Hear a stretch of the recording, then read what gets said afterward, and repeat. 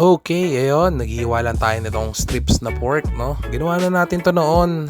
Strips lang natin yan, tapos nilagyan na lang natin ng breading mix. Mahilig ako gumamit ng mga breading mix eh. Kahit anong brand naman ng breading mix, okay. Kompleto na kasi yan. Salt, pepper, garlic powder, onion powder, MSG. Yan, pag ganyan na, hanguin mo na, okay na yan. Tapos same pan, dyan tayo mag-gisa natin ng garlic. Dyan tayo mag-gisa ng garlic, butter. Ayan, tapos yung veggies natin. String beans at carrots lang yan. Ayan. Simple lang, tapos takpan natin para lumambot. Okay na yan, plato na, yun na yun. Bilis lang, ano? Minsan, okay din ganito mga pagkain eh.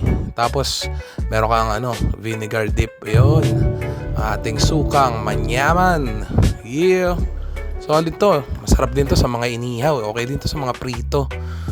Sarap yan, man. Kain na. Let's go!